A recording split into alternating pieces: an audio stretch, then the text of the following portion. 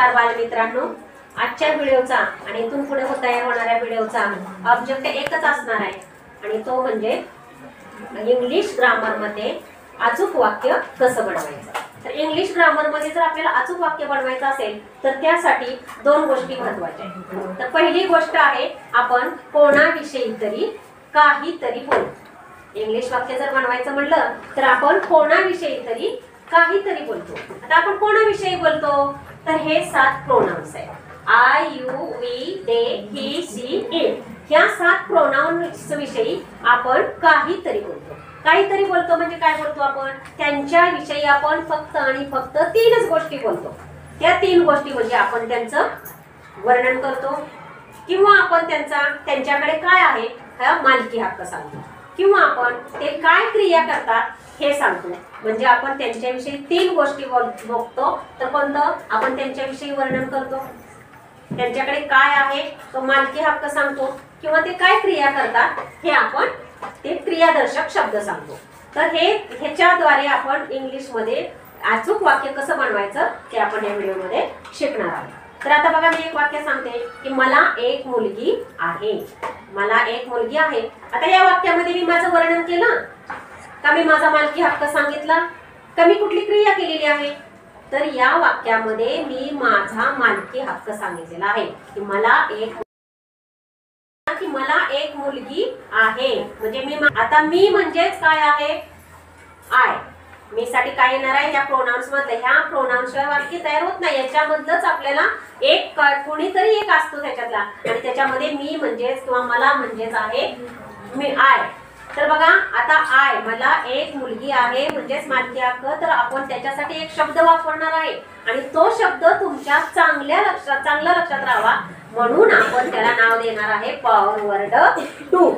तर power word to मध्ये बघा हॅव, हॅज, हॅड आणि विल हॅव हे शब्द आहेत। मग आता ह्या 4 शब्दांपैकी आपण कुठला शब्द नेमका निवडायचा तर मला एक मुलगी आहे म्हणजे सध्या काय आहे हा वर्तमान काळ आहे। तर वर्तमान काळ म्हणजे प्रेझेंट टेन्स। तर प्रेझेंट टेन्स मध्ये हॅव आणि हॅज हे 2 शब्द आहेत।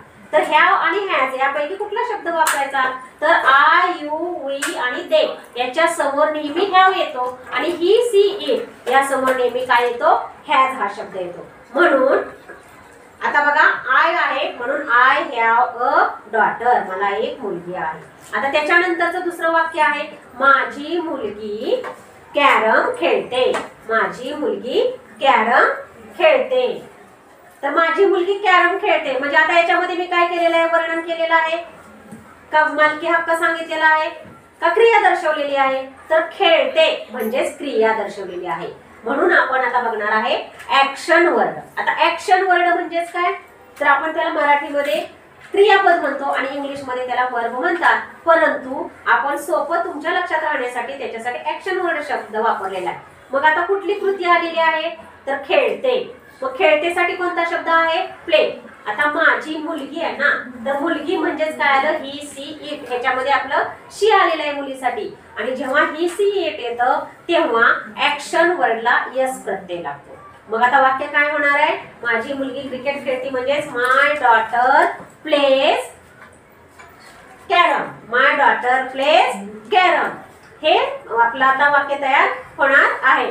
तर बघा आता ऍक्शन वर्ड वापरून आपण प्रेझेंट टेन्स बनवलं। आता याच्यानंतर मी पुढचं वाक्य सांगते की बघा माझी मुलगी 20 वर्षाची आहे।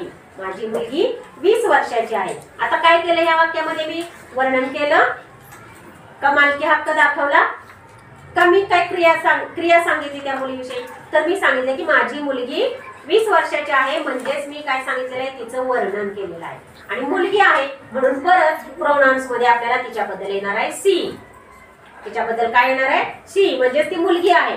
म्हणून बघा आता पॉवर वर्ड 1 वापरायचा आहे आपल्याला। तर पॉवर वर्ड 1 मध्ये बघा एम, इज, आर, वॉज, वर आणि विल बी हे पॉवर वर्ड 1 आहे। आता ही मुलगी असल्यामुळे आपल्याला आणि प्रेझेंट टेन्स असल्यामुळे आपल्याला एम, इज, आर या तिन्हीपैकी वापरायचं आहे। पण तुम्हाला सांगितलं की ही सी इट जर असेल तर त्याच्या समोर नेहमी यस वाला येतो म्हणजेच इज येणार। म्हणून माय डॉटर इज 20 years old। कळले का तुम्हाला हे तिन्ही वाक्य? तर बघा आपण याच्यामध्ये प्रेझेंट टेन्स ची सगळी वाक्य पाहिलेले आहेत। पॉवर वर्ड 1 वापरला, पॉवर वर्ड 2 वापरला आणि ऍक्शन वर्ड वापरला. म्हणजे आपण वर्णन करताना वेगळा शब्द वापरतो तेव्हा आपण पॉवर वर्ड 1 वापरतो. मालकी हक्क सांगतो तेव्हा आपण पॉवर वर्ड 2 वापरतो. आणि जेव्हा आपण एखादी क्रिया दर्शवतो तेव्हा आपण ऍक्शन वर्ड वापरतो. तर पॉवर वर्ड 1, पॉवर वर्ड 2 आणि ऍक्शन वर्ड ह्या तिन्हीला मिळून म्हणायचं अँकर वर्ड. तर आता ह्याला अँकर वर्ड का म्हणायचं? कारण ह्या तिन्ही रूपातल्या शब्दांशिवाय आपल्याला कोणतंही वाक्य तयार करता येत नाही, म्हणून ह्याला म्हणायचं अँकर वर्ड. या तिन्ही रूपातला शब्द असला तरच आपलं वाक्य पूर्ण होतं, अर्थपूर्ण होतं, म्हणून आपण त्याला म्हणायचं अँकर वर्ड. आता बघा, हे आपण फक्त सिंपल टेन्स असे ह्या रूपामध्ये ह्या प्रोनाउन्सचे हे जे 7 प्रोनाउन्स आहेत ह्याचे वेगवेगळ्या 12 प्रकारे आपल्याला वाक्य करायला शिकायचे आणि त्या 12 प्रकारच्या वाक्यालाच आपण टेन्स म्हणणार आहे. आता आपण 3 टेन्स शिकलो, simple present tense, simple future tense आणि सिंपल पास्ट टेन्स पाहिलेला आहे आपण. तर बघा, आता आपण ह्याच्यानंतर पुढचे जे 9 प्रकार आहेत ते 9 प्रकार ह्याच ऍक्शन वर्ड, पॉवर वर्ड 1 आणि पॉवर वर्ड 2 चा वापर करून कसे तयार करायचे ते आपण परत पाहणार आहेत.